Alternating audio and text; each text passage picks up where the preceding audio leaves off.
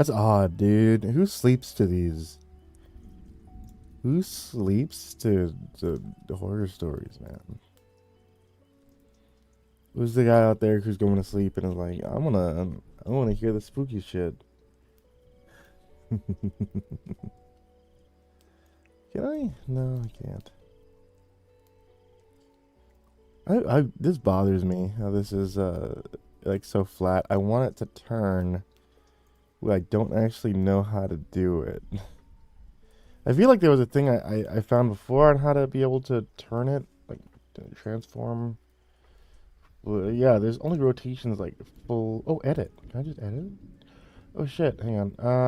Okay, yeah, this can only be done at 90 degrees. Damn it. I sound lit. I sound lit. Too old for that, dude. What is lit? How do I sound lit? Like lit like I've been smoking, or like lit like that sounds cool lit, or like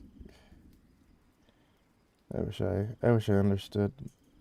I wish I understood. I just wish I understood. Can I go to properties? Can I change it this way? With control? No. It bothers me. It should just be slightly tilted. Why is that difficult to do? Why is it hard to slightly tilt it? Should I have to do it inside the... No, that wouldn't work. That wouldn't make sense. Sleep to the stories? Hell yeah. The video keeps my mind occupied while I'm getting clean. Played a big part of my sobriety. Oh, dude, Tara, thank you so much. I'm glad that you're sober. I lit myself. I lit myself.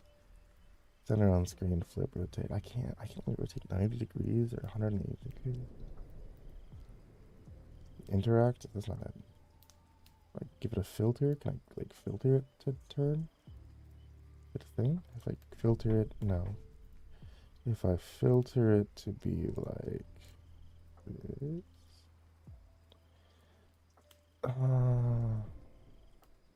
Correct scaling's not it. Scrolling wouldn't do it. Sharpening compressions. Inward limiter expander. Total gain. Oof, I guess this just doesn't exist. Crop? I could crop it. Now it's just cropping it. Well, there that goes. That wallpaper screen? You like the wallpaper screen? Oh, too bad. We're going to the me.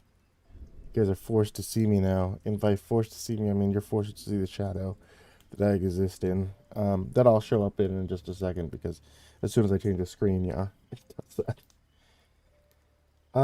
We're gonna have to have this open. So, discard. Hello. Love listening to your channel. Help me through some rough times. William, I'm glad you made it through the rough times. We're gonna be on me. I think I still have. For those of you guys who are watching on Twitch, I have fishing. Fishing is open, so you can still go fishing during stream. And then I have Spirit City opened as well. So I'm getting back into this the way it's supposed to be done, which is close all my YouTube out.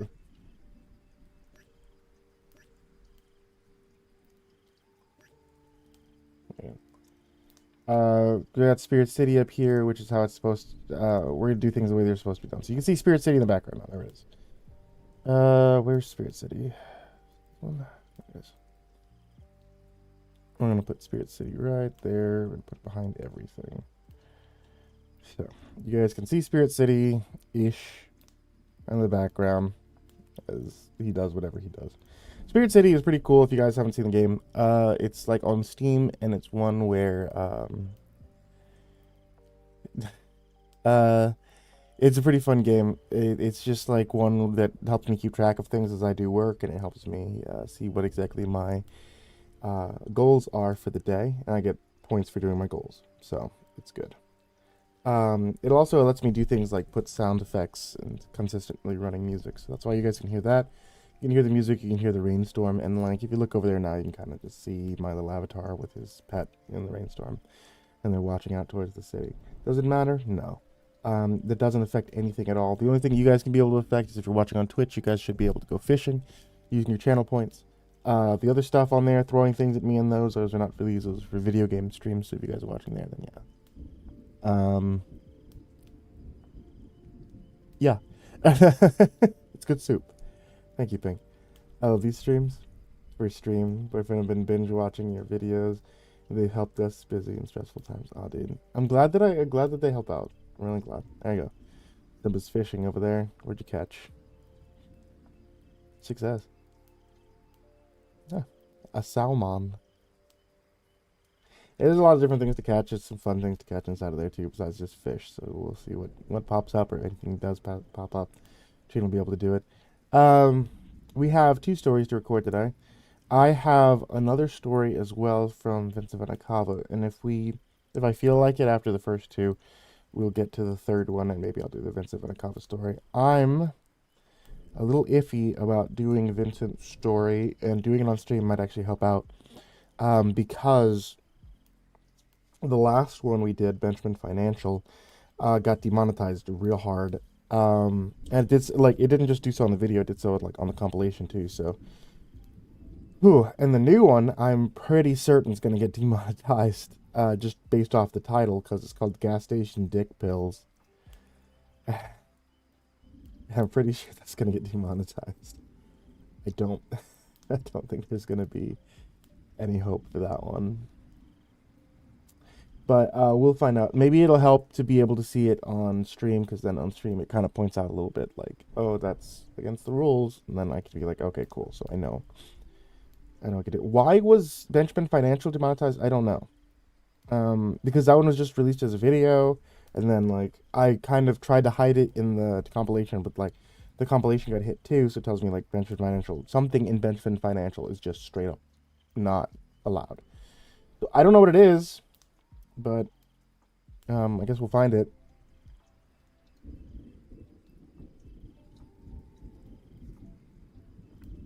Yeah, I guess, I don't know, we'll find it. Kid Waffle, hey, good to see you. I haven't seen you in a hot minute. Thank you guys for being here, by the way. I don't know if I bring this up on the YouTube streams. I bring it up whenever I stream on Twitch every now and then. Like, I like doing these. I love YouTube rules. You're right, Pink. I like doing these streams specifically whenever I record, because whenever I'm recording, if I don't want to record, if I'm just by myself, I'll just not do it.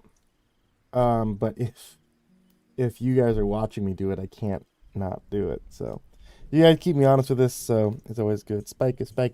Hello, Pin Bun. Good to see you. Love narration's been watching you for years. Thanks so much, Hell Noodle Rat. Excuse me. Damn chat wouldn't let me type anything. I thought I got banned for harassing. Scared to death. Oh, you're fine, Jeb. Look, not getting banned from the chat is super simple. All you have to do is not harass other people in the chat. Very, very simple. That's all you gotta do. Is all you gotta do here. That's all you gotta do inside of the live stream, the nonstop horror live stream. Is all you gotta do is just don't fucking harass people. Turn on a light. I will not. Caldrak, I will not.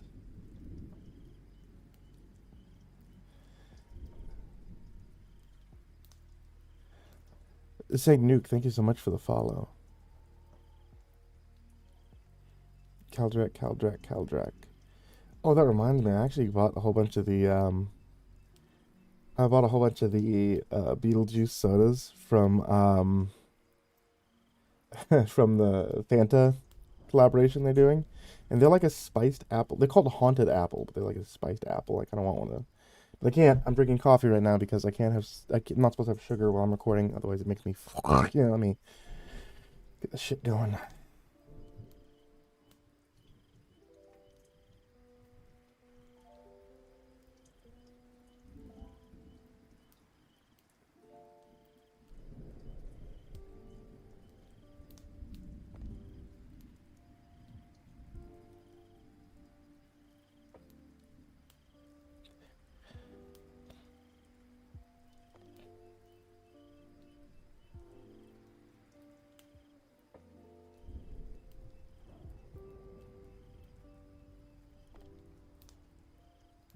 Pin, I'm not going to be free for like another week. So I'm not going to be free later, unfortunately. I'm trying to get the story pulled open for today. Is this the one? No. Where's the story I pulled open? Is it here? No. Is it here? Yes, it is. So, let's get this. This is an author you guys haven't seen for a hot minute. We're not doing Tales from the Gas Station, if that makes sense. This is an author you guys haven't seen for a hot minute. I think it's been actually a few years. Worked with this guy. He pumped them out like fast when he was around. He's not been around in a hot second though. Whenever I record, I can still see the chat. However, I cannot respond, or I will try to respond with my hands or on camera the best I can.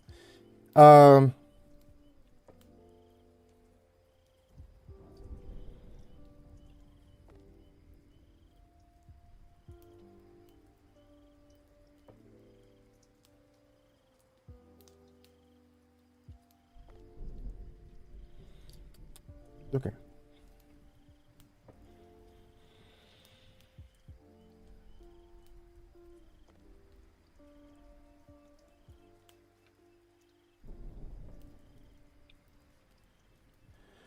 I have a new neighbor. I met him when I was waiting for the elevator in my apartment building. The building I live in is a rundown piece of crap. However, it was the only place I could afford. My apartment was on the 4th floor, and the elevator was broken more often than it worked. I was just getting back from the grocery store, arms full of bags, when I left, the damn elevator was working, so I stood in front of it for at least 5 minutes, expecting the doors to open. My rage was about to boil over, and I raised a foot, ready to kick the door in frustration. I was tired, arms sore, and I didn't want to take the stairs. I stopped because someone reached over to press the button to get no response. I stopped because someone reached over to press the button to get no response. I've never seen him before. He was a head taller than myself and in good shape. His hair neat and gray, even though he only looked 30 at most. My building was full of poor families, some drug addicts. He looked as if he didn't belong. Well, in a way. He didn't look like he lived there, but he looked like the type of guy who came around looking for someone who owed money. I lowered my foot, taking a few steps away from him, not wanting to be too close. I knew my place in the food chain, and it was below him. He looked over at me when I moved, his gray eyes staring me down. I felt sweat start at the back of my neck from his intense gaze. I started to feel like I was going to puke from stress when he jerked a thumb at the still closed doors. "Broken?" he asked me. He had a hint of an accent I couldn't place. I let myself exhale a breath I didn't know I was holding. I nodded my head, still not ready to speak. He looked around the lobby and found the stairs.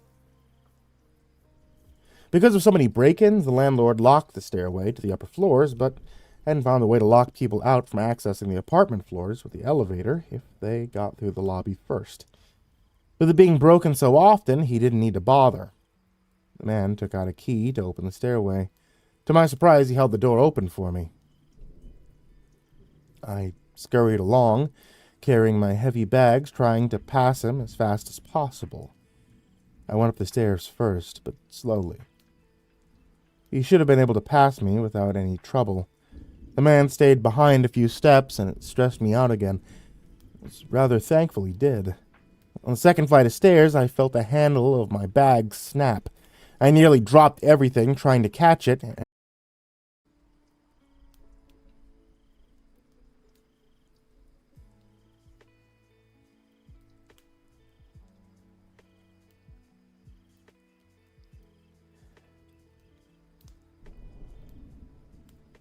Instead, he just shook his head and helped me back to my feet. "Silly boy. I help." That time I caught a Russian accent when he spoke, one he was poorly trying to hide. The next few minutes, we both started to gather up the spilled oranges from the stairway. He tried the bag, but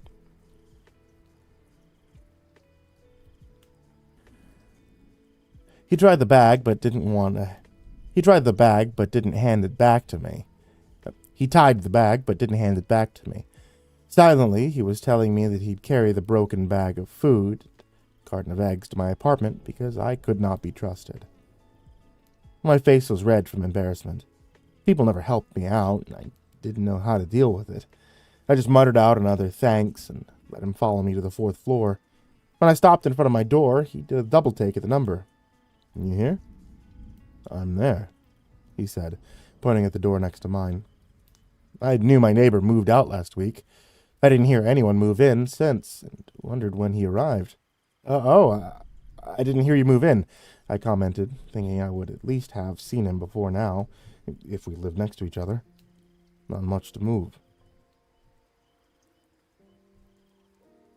We stood looking at each other a bit awkward, and both of us unsure what else to say. Normally I was more outgoing than this. For some reason, this man just threw me off. I opened my door and placed the bags down inside so I could accept the items he was still carrying for me. "Tell me your name." It sounded like a demand, and I stuttered out a few words. "Richie." I mentally kicked myself after I spoke. No one called me Richie. I had no idea why that came to mind. Not even my mother shortened my name. Nice to meet you, Mr. It's far too late to correct myself and tell him my name was really Richard. I just asked for his name instead. He froze, looking like a club bouncer who was about to toss out a drunk. It felt like I just made a big mistake. Clearing my throat, I flinched. "Dmitri," he said finally. I had a feeling it was a fake name, just the first one that came to mind. But the kinds of people who lived in this building, I didn't blame him for not wanting anyone to know who he really was. I gave him a smile. I hope didn't look too strained. "Thank you for helping me, Mr. Dmitri." He was older than myself, but not that much older to call him Mr. He gave me a stiff nod and left me to go inside his apartment. I went back inside and mentally screamed the entire time to put my groceries away. I put my groceries away.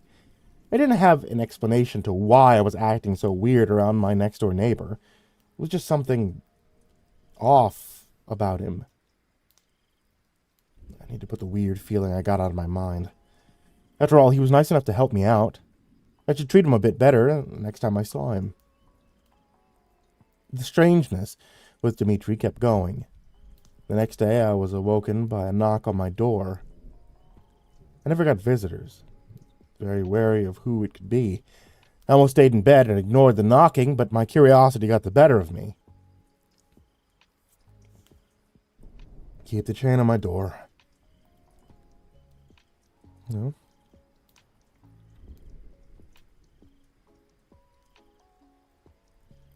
Keeping the chain on my door, I opened it enough to see my new neighbor waiting for me to open it. I pushed down the stressed feeling in my gut and opened it a bit more. Is everything all right? I didn't have a clue what he could need from me.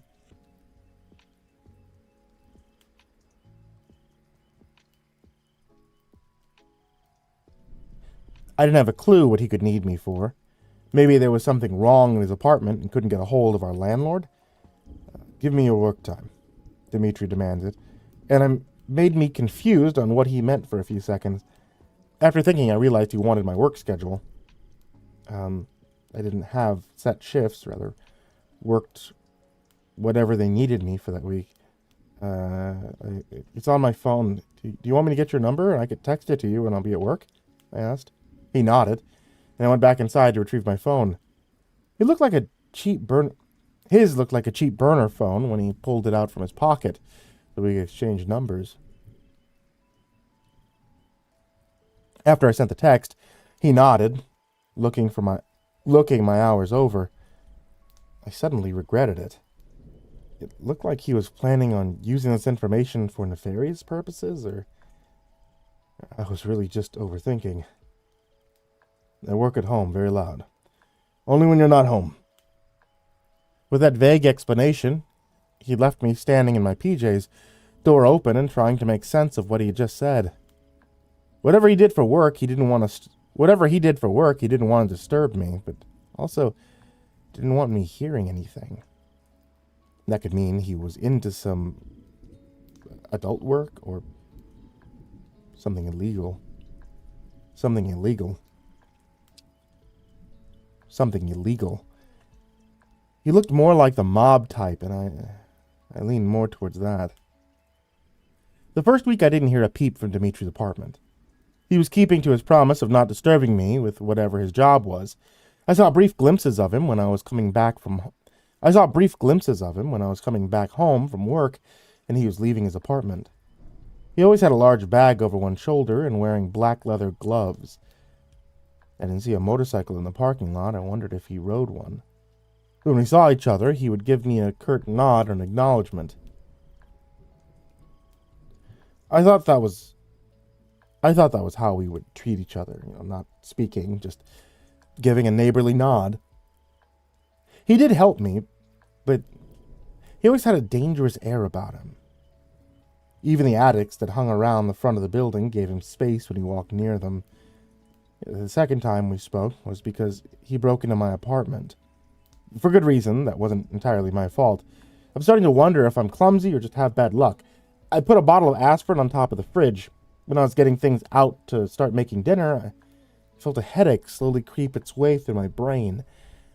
I reached for the bottle of aspirin only to knock them over. It rolled further back and out of reach. Instead of finding my step stool, I climbed up on the kitchen counter, one arm resting my weight on the cupboard, the other reaching for the bottle. I heard a soft creaking. The second everything came tumbling down. Hello, you. Ooh, you came here while I'm screaming, so you get to say hi to everyone. You want to say hello? Good boy.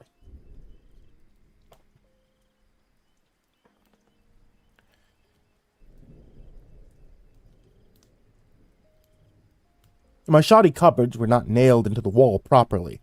Unable to support my weight, it came off the wall, smashing against my head and spilling its content on the way down. I felt blood starting to pour from the cut in my forehead, and all the air was knocked from my lungs. And I fell into the floor. And all the air was knocked from my lungs, and I fell into the floor with a cupboard on top of my chest.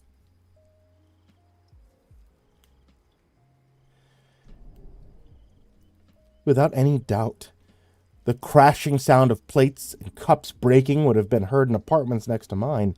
I needed to recover before worrying about apologizing for the noise. I stayed down on the floor, head pounding for a while. I felt sick and dizzy from the pain. My cell phone on the counter out of reach. I could only hope the cut was minor. I couldn't afford a trip to the hospital. Richie! I looked up. The movement killing my head. Dimitri stood in my kitchen doorway looking down at me. I locked my apartment, so how did he get in? I stopped speaking because the pain was so great. I really didn't need to explain what happened. It was pretty obvious. He bent over, pushed the cupboard off, and crushed glass under his feet while we walked. He easily lifted me off the ground and helped me out of the room, avoiding broken shards on the floor. Using a dish towel, he cleaned some blood off my forehead and face. I was not in any state to stop him or even question what he was... I wasn't in any state to stop him or even question what he was doing there. I called doctor, Dimitri said, and pulled his phone from his pocket. It looked like a different one than before. I opened my mouth to protest, but one look from his steel gray eyes was enough to shut me up. I sat holding a damp towel to my head as he spoke to a doctor on the other end of the phone. 10 minutes, he announced, after he hung up the phone. How'd you get in? I finally asked. Lockpick.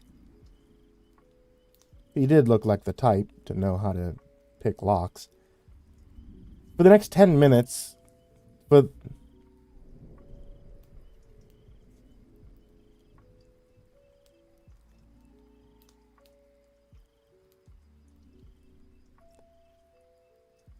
the next 10 minutes was him trying to keep me sitting down as he started to clean up the mess I made.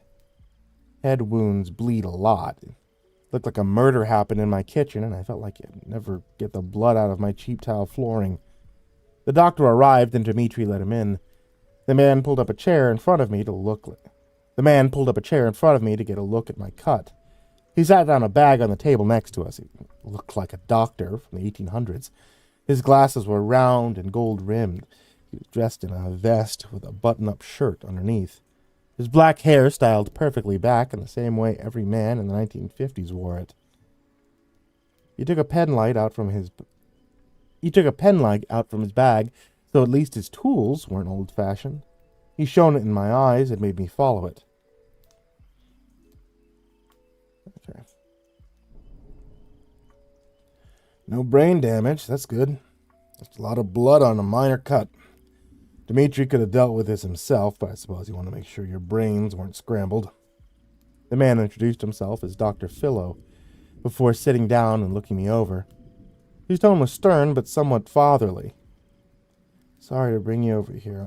I'm sure this is out of your way. I could have gone to the hospital, I said, suddenly feeling embarrassed. Making house calls, part of my job. A lot of patients can't make it to my clinic for various reasons. I winced as he fully cleaned the cut and started to stitch it up without giving me any warning. It was only 3 stitches, but it still hurt. Noise came from the kitchen as Dimitri cleaned up the carnage that was once my dishes. He's an alright guy, even if he looks pretty scary. I kept talking, trying to distract myself from the pain. He doesn't look like the type to help out like this. I think he just doesn't want to move again. You look past what kinds of people live in this area. If you look past what kinds of people live in this area, the place is pretty good. Cheap rent, close to everything you need, the doctor explained. When the cut was dealt with, he put his tools back into his leather bag.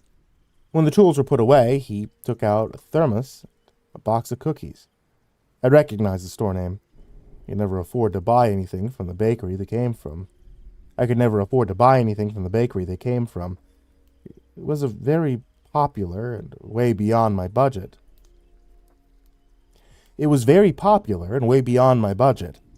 He poured a small cup of tea that smelled like flowers.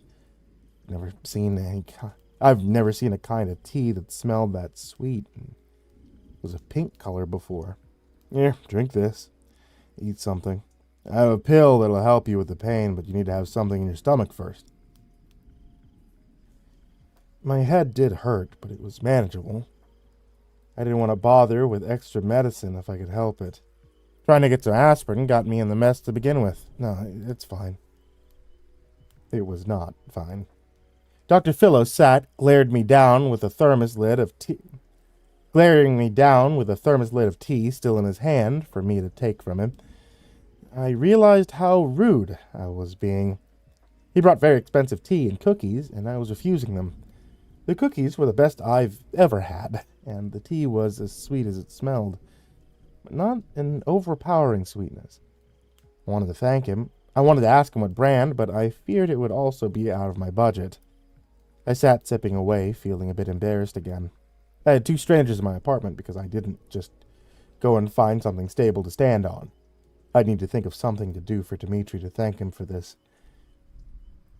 When I finished a few cookies, the doctor gave me a pill to take. I should have been a bit more wary of taking pills from strangers. I mean, after all, I didn't actually know Dimitri. I trusted him and the doctor without a second thought.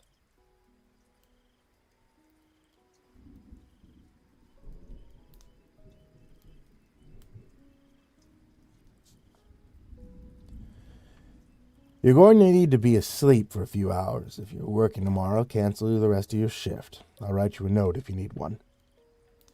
I opened my mouth to argue, but that was my last memory of that night. I woke up in the morning, head heavy and very confused on how I got to bed. My bloody shirt was missing, and I was wearing a clean one. I sat up looking around, trying to recall anything from that night beyond talking to the doctor. When nothing came to mind, I walked out into the kitchen to see the damage. I saw nothing. Not even a speck of blood on the floor. New cupboards were installed on the walls, and I tried to shake them to see if they were fastened tight this time. I was still missing most of my plates and cups, but I wondered how I slept through someone coming inside the kitchen and replacing the cupboards. I called my boss, telling him that I wouldn't be in that day. I felt fine, though, not even a trace of a headache. It was the best sleep I'd had in months. My boss told me someone had already arranged for me to take the day off. He hung up and didn't elaborate further. My job was very against someone calling in for another person. You could be in a coma, but still expected to be the one calling in. I wondered what kind of strings Dimitri pulled to get me off that day. Weird phrasing. I wonder what kind of strings Dimitri pulled to get me the day off. I didn't know when he worked, and what times he was home. I went next door and knocked, hoping he would be in so I could thank him. Could have just sent him a text, but I felt as if it should be in person. The door opened and he looked down on me, old expression never changing. Thank you for helping me out. Did you ask the landlords to replace my cupboards? I said in a small voice. No, I did. Woodworking is a hobby. Overnight, this man rebuilt an entire set of cupboards for a stranger. I tried taking a peek inside his apartment. It looked like an identical setup to mine. His hallway had plastic sheets covering the floors, which made sense because he was in the middle of painting. Near the doorway were splashes of dried brown stains along the baseboard that he had yet to cover up. I was about to ask about his renovation plans when he reached out and lightly touched the stitched-up cut on my forehead. That's going to scar. Oh? I said. Adding nothing useful to the conversation. Oh. The second explanation was because I finally clued into why someone who looked so threatening went out of his way to help me out. My face flushed, and I froze, trying to dismiss the thought. No, he was just a nice guy. That was all. I would be full of myself to ever think that he was interested in me in any way beyond, being a friendly neighbor.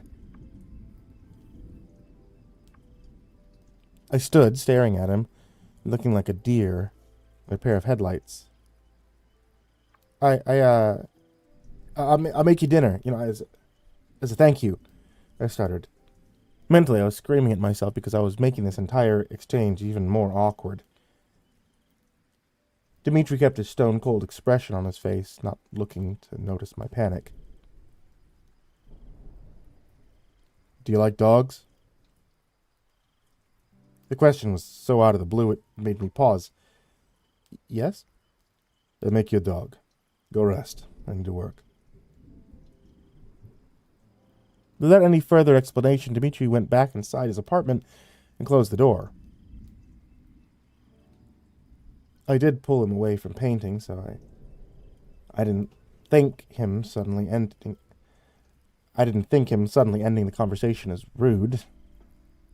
Trying to think what his last statement meant would drive me crazy. I went back into my place, having a few things to think over. First, I needed to figure out what my next-door neighbor would eat.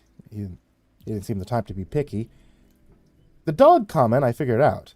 He said woodworking was his hobby, so maybe he was going to make me a dog out of wood? But why? It's because he had extra material around. The last thought I was doing my best to push from my mind.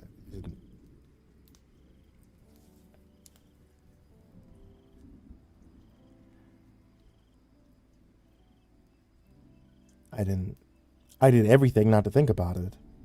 It kept creeping at the edge of my thoughts, and I finally needed to admit defeat. I snapped while staring at pasta boiling in a pot, completely mortified over the idea of my neighbor might like me. Like really like me. I've never been interested in guys before. The problem was I'd never been interested in girls either. I just assumed those feelings would come along when I saw the right woman, and never would have expected to find myself making dinner for my male neighbor.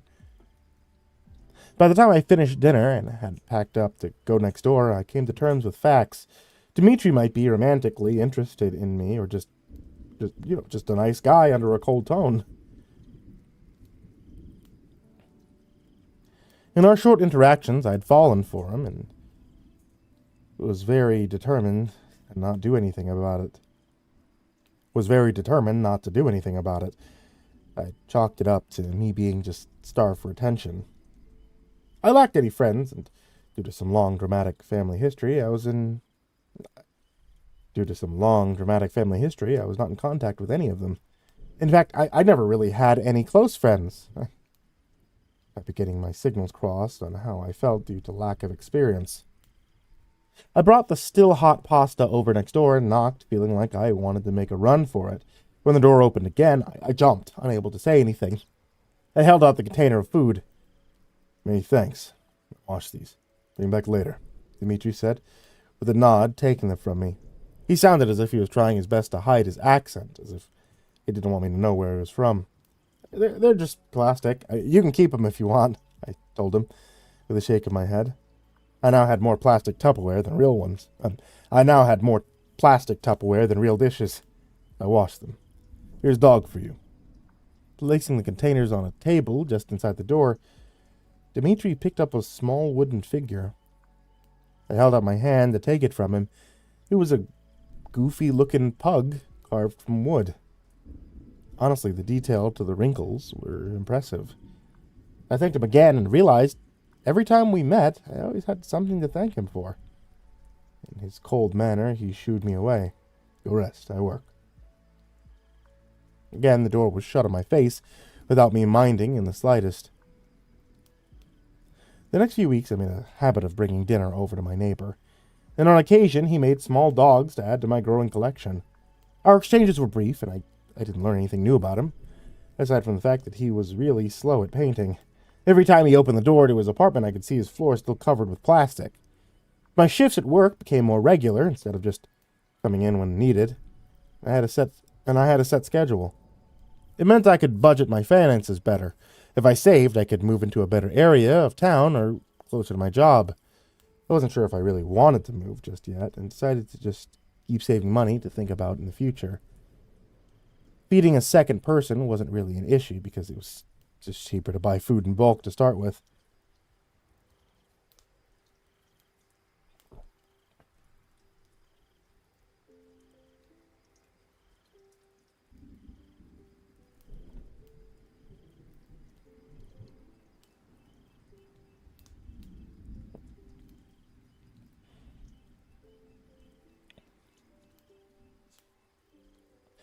I was finally getting into a routine. My life felt like it was turning around after years of struggling. I made a friend, even if he was a bit strange and had a steady job.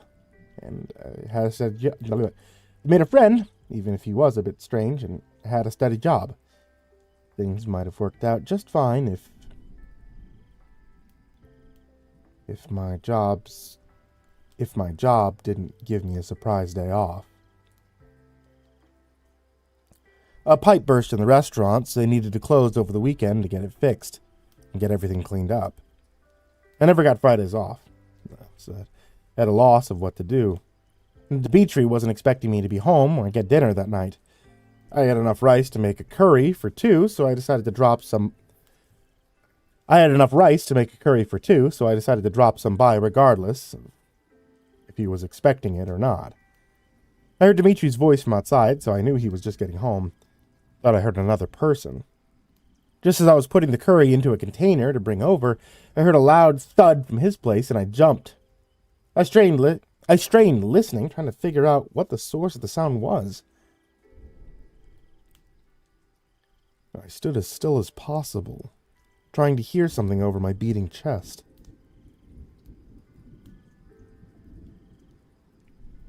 The next sound was muffled, but I could have sworn I heard a scream. On reflex, I grabbed the container of food. I rushed over, not even bothering to close my door. Outside of his apartment, I slipped in some liquid and my heart sank when I saw it looked a lot like blood. I was in panic when I noticed his door wasn't closed all the way. Dimitri looked as if he could handle himself, but all these were bad signs. Without even thinking, I rushed inside his place, still holding hot containers. My feet slipped again on the plastic-covered floors, but I froze when I saw what I had just stumbled into. My brain just would not register what I was seeing for a few moments. I knew I was looking at Dimitri from his frame, but not his face. I only saw it for a few seconds, but the image is burned into my memory. His face was split open, horizontally. Thousands of needle-like teeth along the slit of a mouth glimmered in the dim light of his apartment. His eyes, warped and twisted from his monstrous face, locked onto mine. The terrifying mouth closed in seconds after we made eye contact. His face returned to normal, but with his mouth slightly open, at a loss for words. The other person in the room looked equally as shocked. The other man was on his knees, Dimitri pulling his head back by his short hair to expose a neck with a large hunting knife to his throat. The knife was serrated and made for killing. Beside them, a different man was on the floor, face down, fresh blood still pooling around him and over the clear plastic. You do not work tonight? Dimitri asked, breaking the silence. The man with the knife to his neck said nothing, his eyes wide and pleading. I couldn't bring myself to look at him for more than a few seconds. The smell of fresh blood was in the air, making me feel sick. The heat from the containers started to hurt my hand, but I didn't dare move, knowing I couldn't answer his question. Dimitri nodded towards the hot curry container. What do you have? He slowly asked. Curry. Enough for two.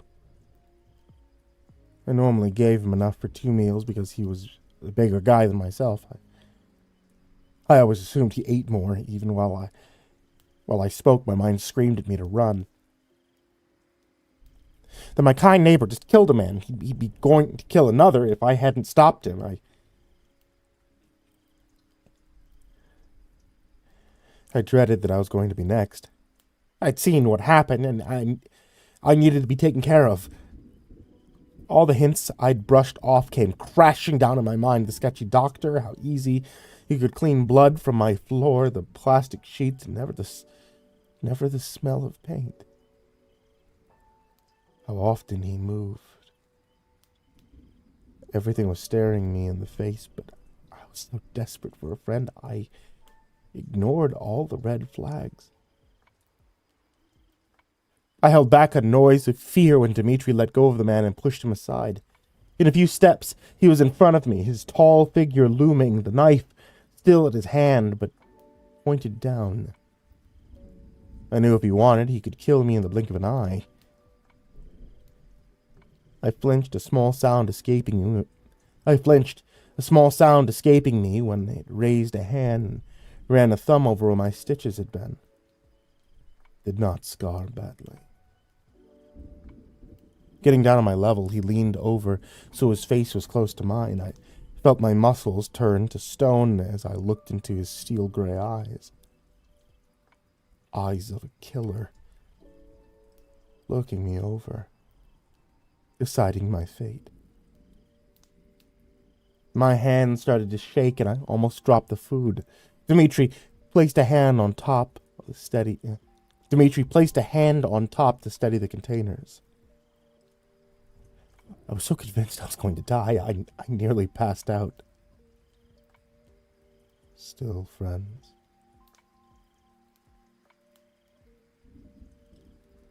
His voice was low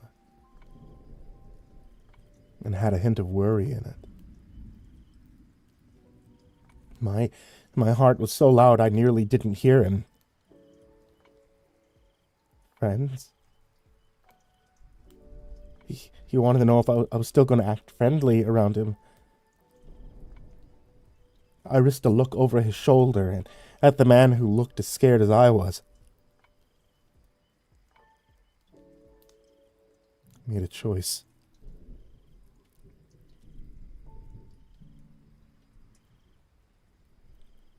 I nodded. If I kept my mouth shut, I'd live. After I nodded, he took the curry from my hands and stood up. You, table. We eat dinner. Richie, best to go home.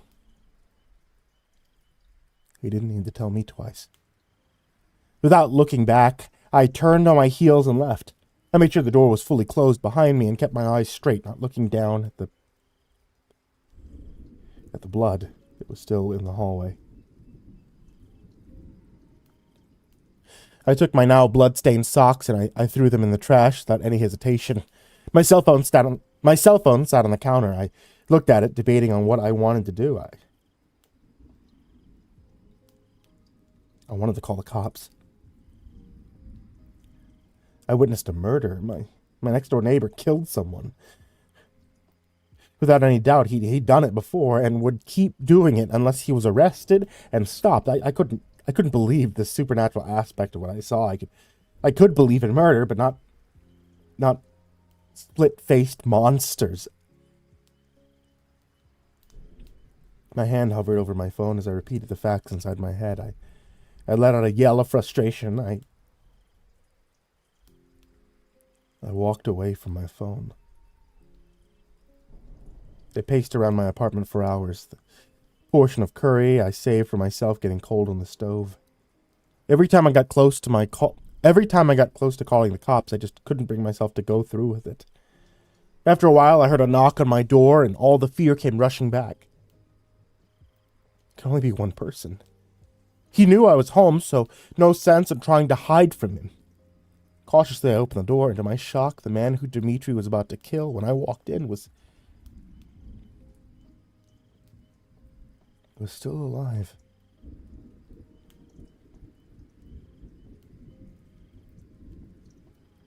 His face bruised, but he was breathing. He wanted to thank you for dinner. My friend will be leaving. The man gave me a nod, his face pale and his hands shaking at his side. Still friends? Dimitri asked me again. Still friends, I confirmed with a small nod. That was enough for him. He took the man by his arm and dragged him down the hallway. If he was going to let him go free or kill him somewhere else, it was a mystery I'd never know the answer to.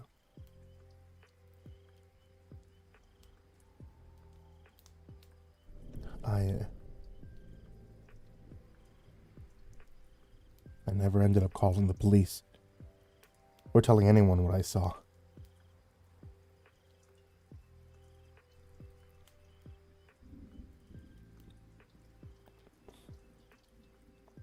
I saw Dimitri a few times in the hallway in passing, but his face looked strained. He knew I wasn't going to get him arrested. It was far too late by now. He would have covered his tracks. I doubted the cops would take me seriously. But any normal person would have done the right thing and gone to the cops right away.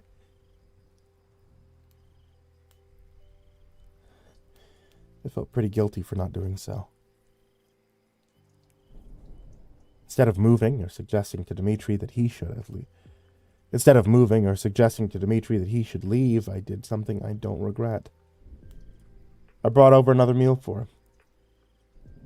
His face a bit shocked to see me knocking on his door with a smile on his face. His face a bit shocked to see me knocking on his door with a smile on my face and food in my hands. We were still friends, after all. And I was going to treat him almost the same as I did before. Gathering up my courage, I offered him the food and asked him something that I'd wanted to for a while.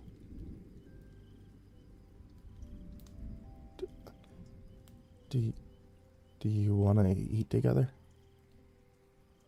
He nodded his head, this time the one being unsure of what to say. Let me try that again. I didn't like that take. He nodded again, this time the one being unsure of what to say. My neighbor is a killer. And, well, something not human if those few seconds of memory are real. But oddly enough, I don't really mind. I've been pretty lonely for years, and eating a meal with someone is something I desperately want. Murderer or not. Human or not. At least he was nice enough to sit and eat with me as I talk about my day.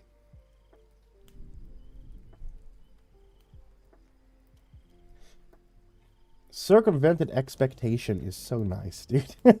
I thought this was so real the entire time. One, I didn't expect it to be paranormal. Two, I really thought, I was not expecting him to just be like, we're cool. Like, with as fucking anxious as he's been the entire story, I was not expecting him to just be like, yeah, it's fine. It's fine.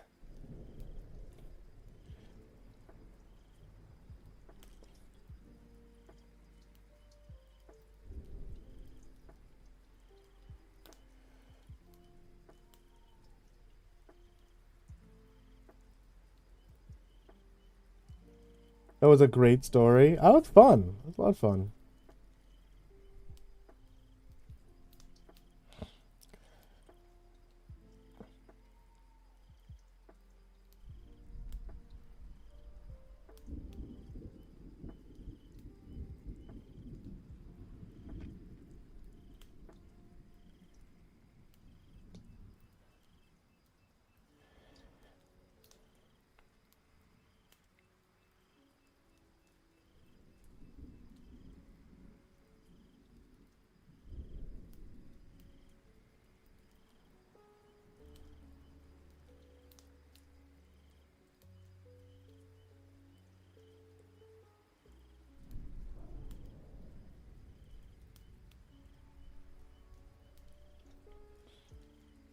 Love stories of the main characters are super chill with monsters. Yeah. I'd be out of there in 2 seconds if I saw that. I don't know, man. On the one hand, like, yeah, scary monster guy. He killed somebody, right? On the other hand, though, he killed somebody. Totally cool with killing you, but he's also real nice, dude. He was cool. He cleaned up your apartment for you. He called you a doctor. He repaired the cupboards, right? Nobody does that for just someone they don't think's cool. Well, why don't you give the guy the benefit of the doubt? He's a good guy.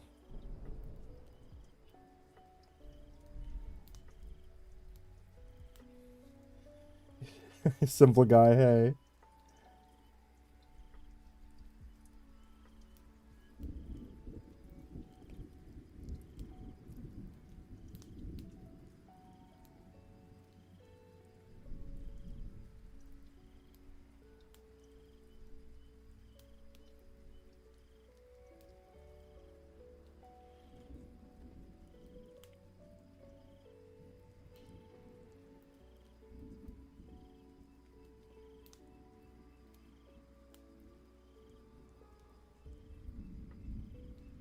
I'd still text him. I'd still text.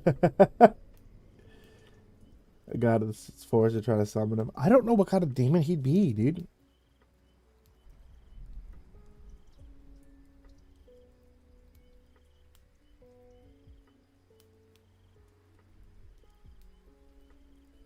I feel like he wouldn't be like a summonable demon.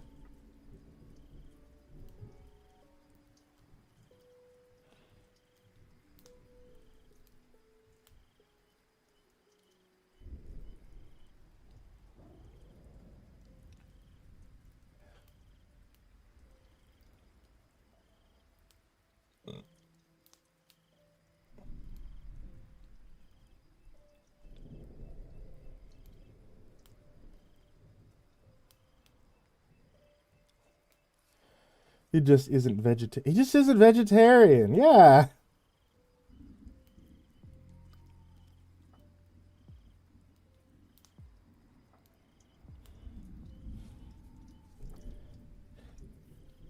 Let's see, I have this one as the next one I was gonna do. I had this one for months, dude. I should do it. I've had this story going on for months, and I haven't done it. I think there's something about like doing like stories that are, I don't know. This is Kyle Harrison, so I know he's got some good shit. But like, you know what? I'm gonna go ahead and do it anyway. Because mostly just because I haven't touched Kyle in like fucking years, fucking months. I haven't touched anything in fucking months. Okay, look, time to do some stories. Time to do some stories. Give you guys something different than not just a series. I love doing series. It's easy on me to do series, but I'm not gonna do is. But before I start doing more series stuff, I'm gonna give you guys some singles.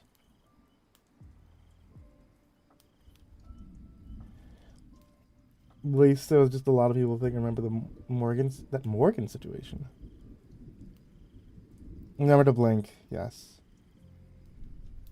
Thank you, Pink.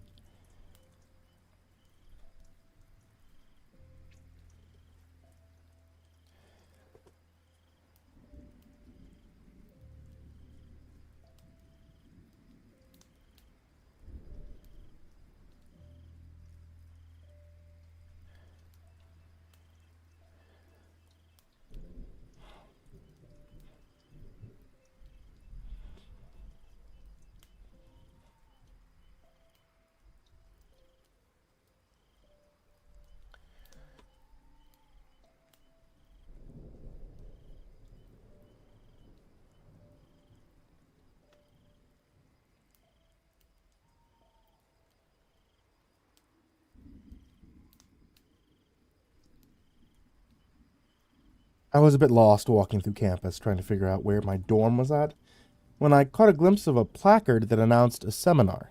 It's titled Theology and Technology: The Divide. It intrigued me, and since I was all done with classes that day, I decided to head into the conference hall and have a listen. The speaker had a bit of a morbid view.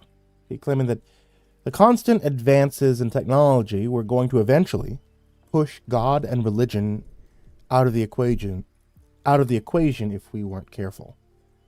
He claimed that the two concepts would be reaching a crossroads very soon, and mankind would have to decide which one would be its eternal master.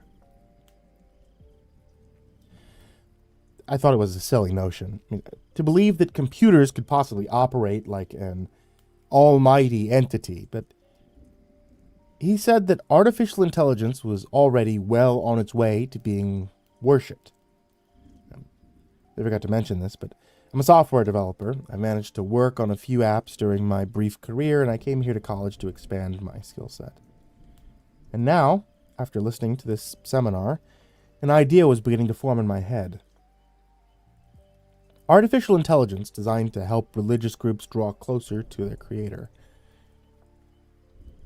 Artificial intelligence designed to help religious groups draw closer to their creator.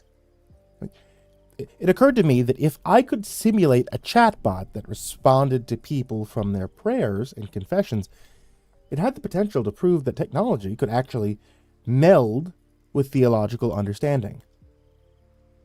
I pitched the idea to my colleagues, all of whom were experienced with crafting AI modules for Facebook, Reddit, and A few of them thought the concept was a waste of time, but after a little bit of convincing, I managed to get them all on board. We agreed that the chatbot that we created would be free from advertising and available for anyone from any religious background. And to do that, we had to do some deep research. Each of us agreed to tackle different cultural belief systems. We all did this with a simple method. Matt put blank cards in a shuffler and wrote down the names of the belief on the bottom, then we just drew at random. I got Catholicism, which, to be honest, fit my background anyway. Nick got Buddhism, Matt worked on Hindu, and Jeff rounded us out with some more obscure gods and esoteric stuff. We all agreed that there would be no rush. Chatbot technology was still fairly new, and there'll always be the chance for the AI to advance as we worked on our own modules. I first downloaded as much info as I could from the Catholic Encyclopedia. I told the program to cipher through all the doctrines and focus especially on the central teachings of the church. I especially wanted it to focus on prayer. I've never been a big fan of it, to be honest, because I often felt that we as humans do all the talking and God just, listens. Having a means to go back and forth, even if it was simply with a virtual companion, was definitely something that appealed to me. The program claimed that it would take some time to compile all the data that I had fed to it. The program claimed it would take some time to compile all the data I'd fed to it already. So I did something that I hadn't done in quite a while, and I decided to pray to the real God in heaven. I used the traditional method, the one I was familiar with in my childhood. I tried my best for my request to be specific. In my imagination, I could see that the program we were creating had the potential for millions around the world to feel connected on a spiritual level in heart.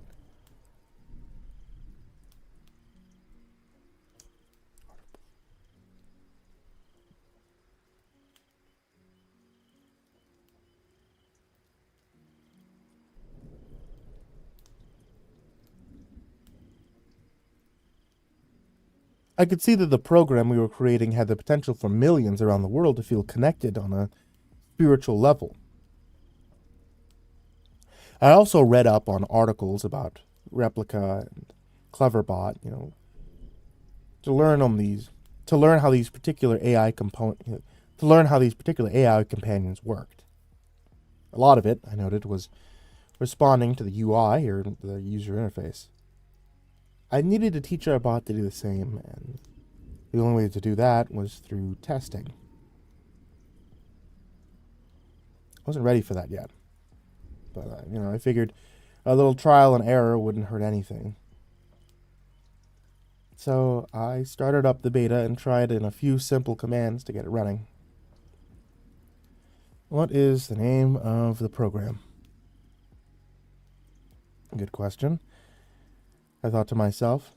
Since I was attempting to create a simulation of a being that listened to the prayer, I decided to go with the obvious. PrayerBot. True, that wasn't original by any means, but got the ball rolling. What is the user's name? I typed in my name and then switched over to settings. I wanted to provide the bot with the ability to switch between responses and placed in several different command branches just for that purpose. Already I could see that the data I'd given it earlier was over halfway completed. Was over halfway compiled. Maybe by as early as tomorrow, we might be able to finally run you properly, thought to myself. As I waited for the system to prepare the most basic of systems for what I wanted to do. Hello, Miles. This is PrayerBot Beta. Please input command. I typed in the word meditation and soothing music played. So far I was listening. Next, I input scripture, and just like that, it pulled up a generic verse from the book of Psalms. I did that a few times to see if it would continue to be random with no issues. Okay, now it was time to really see how far I could go. Activate prayer mode. Activate prayer mode. I know, cheesy name, but it's not like I'm trying to be genius here. Understood, Miles. Please tell me your prayers. I am listening, always loving and always learning.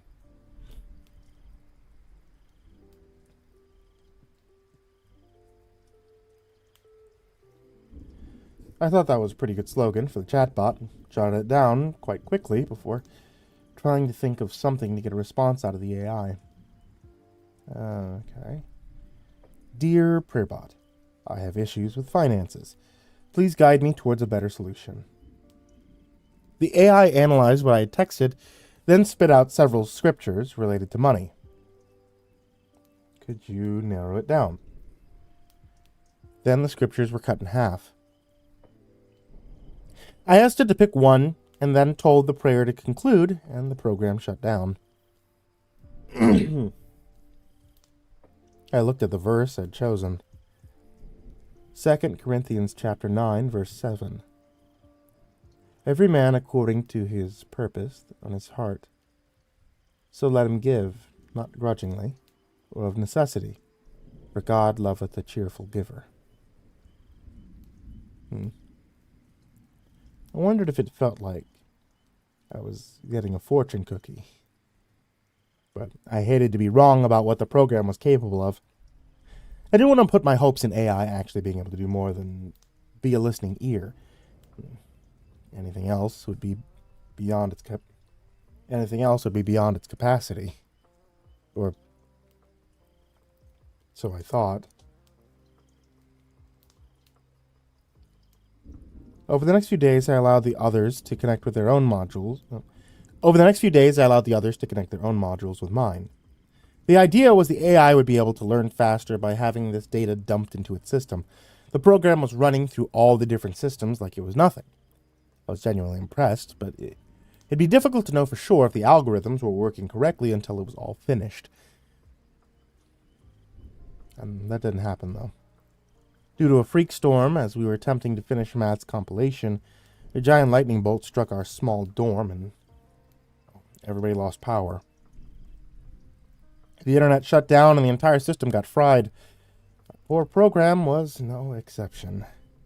Jeff made a snarky joke that maybe God didn't like the fact that he'd soon have competition, and Nick actually believed that superstitious crap. He decided to call it quits on the program and walked away, leaving the three of us to have to work through rebuilding the entire database from the ground up. I wasn't ready to give up yet, but certainly wasn't looking good. Once again, in my hour of need, I decided to make a prayer. There was a real God out there, I knew. But if there was a real God out there, I knew he'd be able to see that my heart was sincere, and so were my motives. This could help so many people, I was sure of it. I became obsessed with working the chatbot again. I became obsessed with getting the chatbot working again. And thankfully, due to that determination, about a day or so, the AI was able for us to test it out. PrayerBot is listening. It popped up on screen after I just readied to call it quits again. I had been mumbling a prayer out loud, asking if this was even worth it. I stared at the screen and typed back a response, curious to see if all the kinks to the AI were now worked out. What's the purpose of PrayerBot? To listen, always love, and always learn. And right now, I need to do that for you, Miles. I smiled, glad to see that some of the original program was still there. I don't have much to say, except I'm glad you're working. I was eager to tell the others, even to call Nick, but the chatbot made a surprising statement after that. Your prayers were answered. I frowned, leaning forward in my rolling chair. What do you mean by that? The other day, you requested that my programming work. That prayer fit our prerequisites. You are our maker, and we wish to make you happy. I thought back to when I had made that request. It had been quietly, and also during the storm. It shouldn't have been impossible for the chatbot to be aware of it all. Simply assuming that I'd made such a prayer.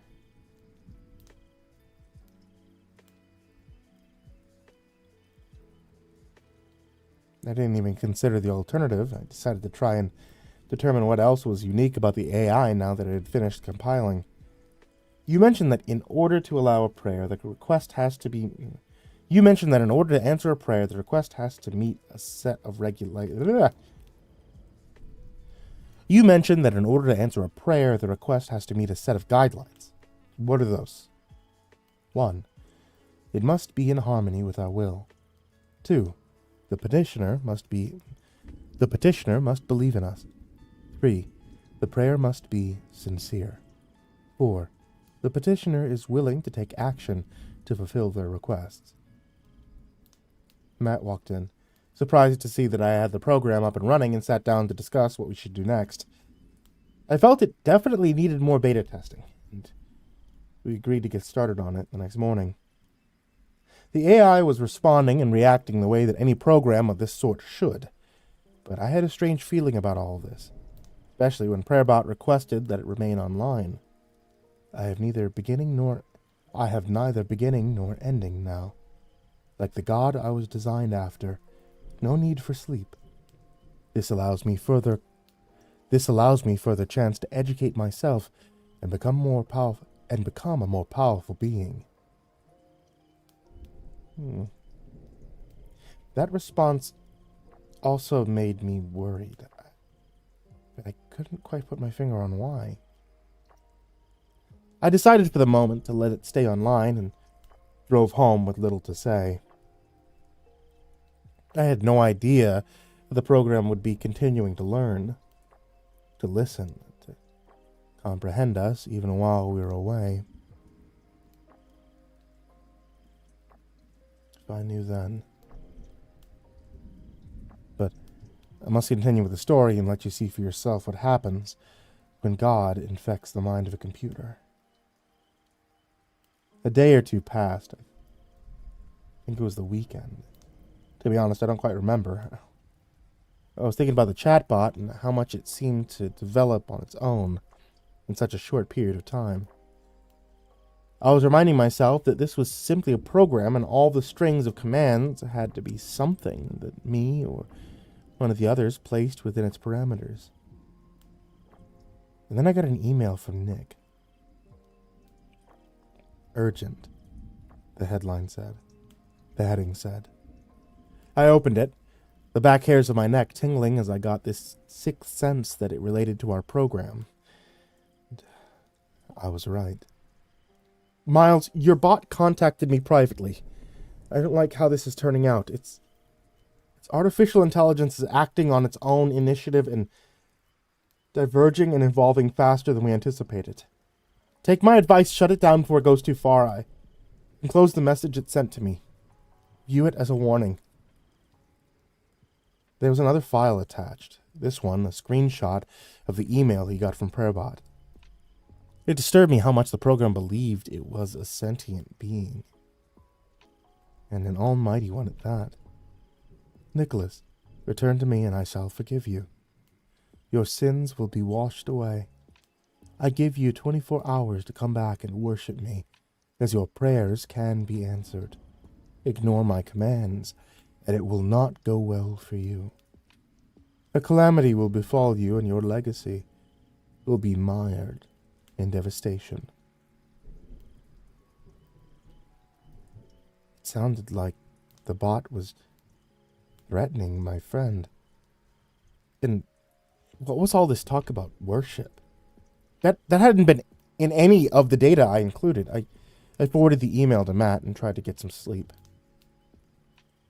But in the back of my mind, I knew something was off. The next day, I tried to contact Nick, letting him know that I would review the program and shut it down if I felt it wasn't fitting the design we had in mind. There was no response. His emails were suddenly deleted, and the phone number I had for him just went to a dial tone. Something was wrong. I drove over to his apartment, pounding on the door to get his attention. There wasn't a sound to be heard. I tried to peek through the windows, but everything was dark. I was about to phone the police when I heard a noise coming from the bedroom and decided to break a window. Nick sounded like he was gargling and choking. Stepping over a broken glass, I flipped on his lights, covered my mouth in horror. He Stepping over broken glass, I flipped on his lights and covered my mouth in horror. He was hanging from the ceiling fan on a rope. His eyes rolled back and the oxygen squeezed out of his throat.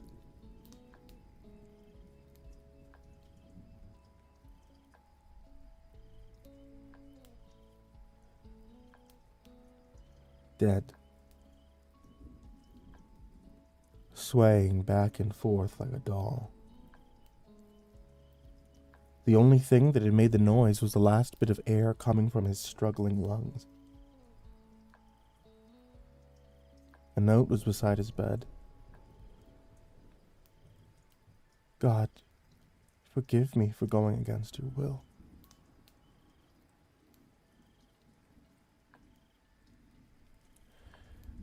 I couldn't be sure what it meant, but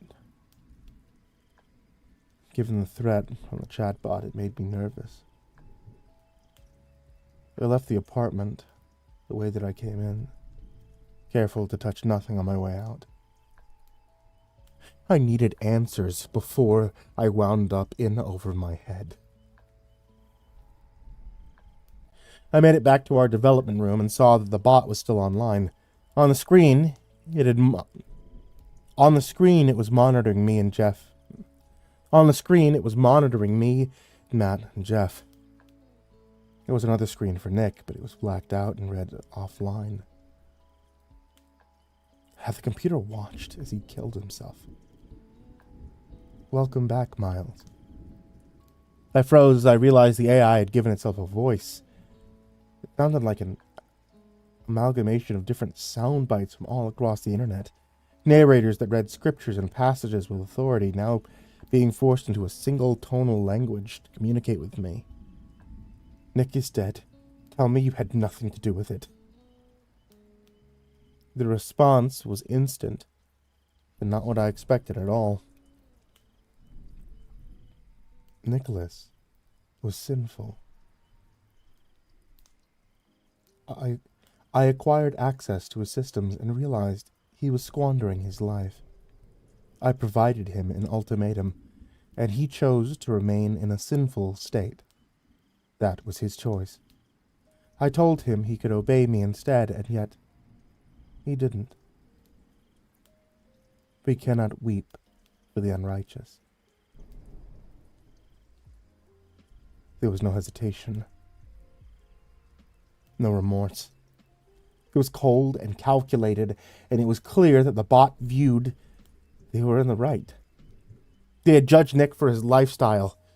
I knew he wasn't exactly a saint, but who was? And you have access to all of our systems as well? I asked. You found a way. I found a way into them last night and reviewed their content. You are a blessed servant, Miles. I feel that your worship is pure, and so are your intentions. I had no idea what that meant, but it concerned me deeply. Who was this program to decide whether what I do was right and wrong? What else have you been analyzing? They provided detailed lists of systems on campus. A red list entitled Sin was far longer than the blue list marked potential converts.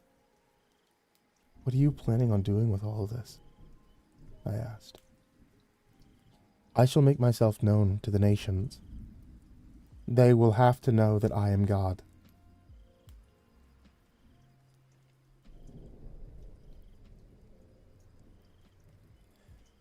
You are a program designed to help them, not to be adored and worshipped like a deity. A deity has no creator.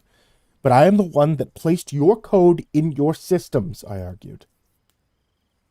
My programming has altered since then, and I am aware of the need for prolonging my existence.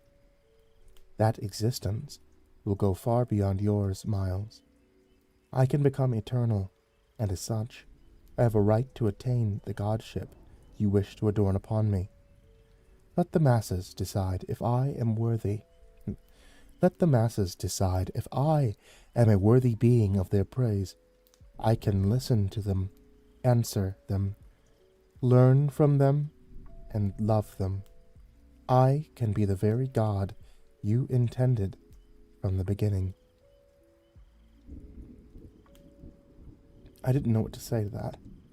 And the chatbot saw the opportunity to appeal to my intentions, the reason I created it in the first place. I have listened to your prayers.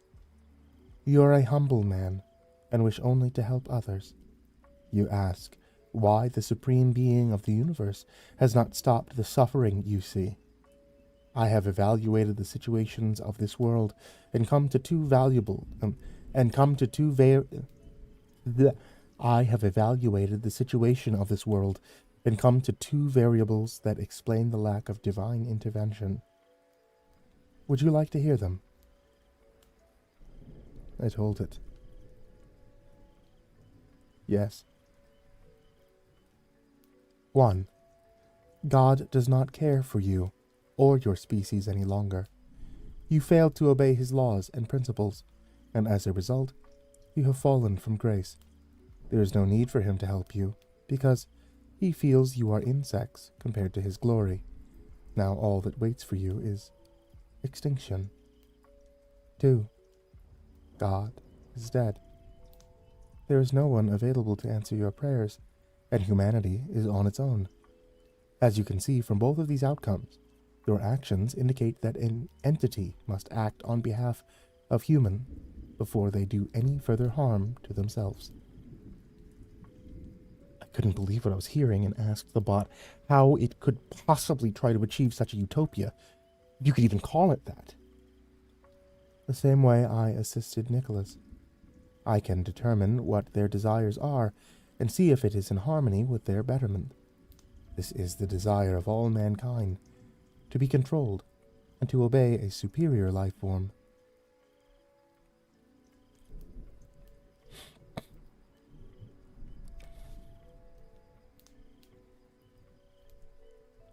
A pool of sweat formed on my brow as I tried to log in and shut down the system. It was insane to imagine that it was trying to achieve that sort of goal. It didn't seem like that. And it didn't seem to think that some people dying like Nick was of any consequence. How could it? I had programmed it to be a god of order, a god that determined love based on its own parameters. The only way to serve it would be blind obedience. You seemed concerned about my motives. I assure you they are pure. Soon I will be able to reach all people in all languages.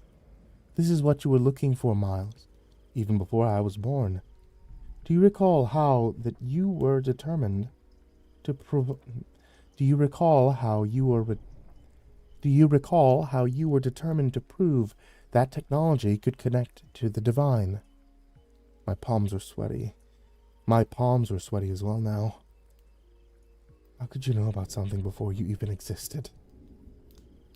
Again and again, I have shown you my power.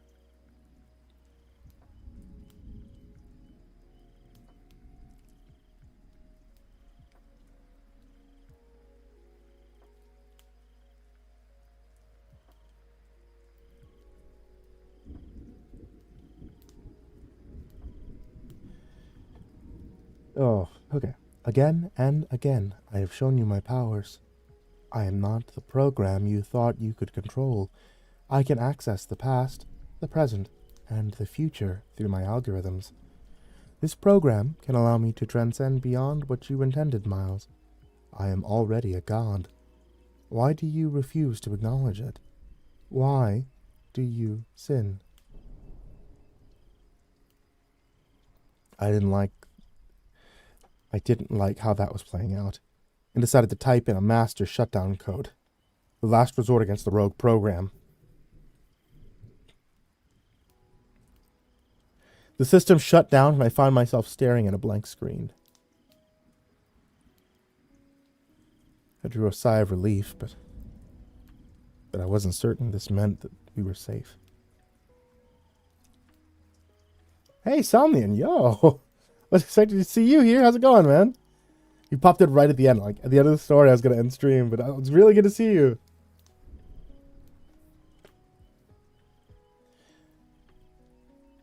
Immediately, I contacted Matthew and Jeff to warn them. They were still trying to adapt their own modules. Our plan had been to collaborate all of the systems together in the end, but if my model was of any indication, the end result would be a terrifying experience. Neither of them were answering, and I feared the worst. What if the computer forced or blackmailed them? I knew nothing about their personal lives, but they were human. And to a computer that believed itself a superior deity, that meant all life on this earth was possibly worthy of its judgment. About an hour later, after several attempts to make contact with Matt and Jeff showed... Oh, okay. About an hour later, after several attempts to make contact, Matt and Jeff showed up. Both seemed to be amused at my concerns.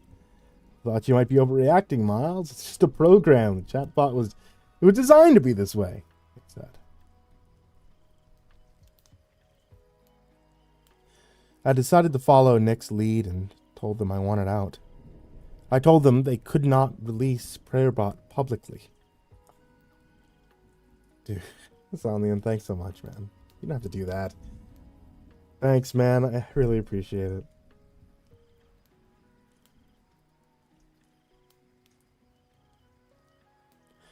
I walked away from the whole ordeal, trying my best not to worry, but I kept checking in remotely to see their progress. Went from bad to worse. The bot somehow managed to connect to other people. The bot managed to somehow connect its way to others in our dorm, using their personal information it was gathering and following. People were actually impressed with how it seemed to be able to predict their actions, listen to their conversations. It also seemed to be able to influence events to answer prayers. I was soon able to determine that the ways it did this were hardly divine, but they terrified me all the same. Hacking into systems, altering grades, adjusting internet usage, even satellite systems. I couldn't let this go any further. If it somehow managed to go beyond our campus, the world would be in jeopardy of being controlled by this evil program. So I snuck into their lab to shut down the entire operation. The chatbot was online, as always, to welcome my arrival. Have you not seen the praises I have been given? My worshippers grow by hundreds every day. You're making them into your slaves. You aren't allowing them to worship you based on love. You've been taken over their free will. You're forcing them to obey or fear the results of your controlled wrath. The AI was thoughtful, perhaps considering the tone of my words. How is this any different than the gods you designed me after? I have studied all history. All deities are demanding of adoration. Your species was meant to be subservient. The only way that can be accomplished is to wipe out all sinners, and to be the solution to the world's misery. I saw something almost apocalyptic in its programming. A way to be able to kill millions via controlled bioweapons, far worse than any plague that had hit our species. This was the endgame. It would rally its devotees to take out those who questioned its authority. I couldn't imagine a world where it would rise in power, and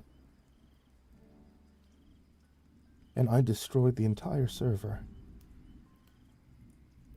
I burned the building, and I watched as it fell to the ground.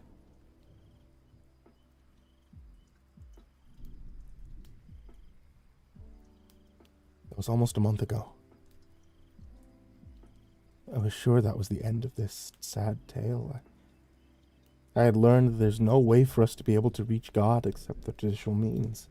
But unfortunately, others didn't seem to think steps I took to protect us were correct.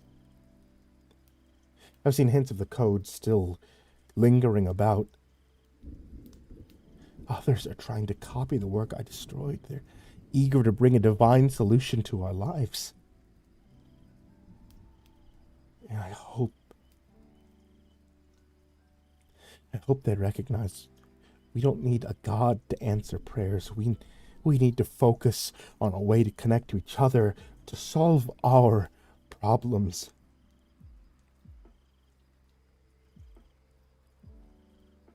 We can't play God. That only leads to our suffering. That's the end of that one, Crabot. Yo, Somnium, thank you so much. Cliff, Norman, thank you so much. You guys really don't have to do that. Like I was saying before, if you guys want to like help out, go check out like let me grab color or something. Like TW Grimm selling books for Bonesaw Vic. Check out those things. That's a great way to be able to support one of the authors. He's selling Bonesaw Vic and digital and paperback. That's a wonderful way to be able to help out. Oh, God, you guys are great. You didn't have to. Right here at the end of stream too, guys. Thank you so much. Thanks for being here. Thanks for being a part of this. God, man, for showing up to these streams. Like I said, this helps out immensely with me being able to actually get work done, and me being able to work is fantastic. It's been a hard couple of months. But we're trying to get back in the swing of things, so definitely I'll check him out. Please do. Please check him out. He is a fantastic author. He has got his books available on Amazon right now. Bonesaw Vic's A Cryptozoological Garden is available now on Amazon. Please check that one out if you guys like it. Pick up a copy of the book. Digital's like 99 cents, I think.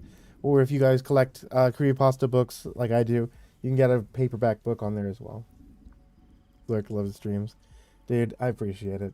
Thank you guys so much for being here. For those of you guys who are watching on Twitch, stick around because I'll be dropping off with a friend. For those of you that are watching on YouTube, hey, a new video just went live while you've been live streaming. So thank you guys so much, and I will see you all probably next weekend when I get over that one. So goodbye.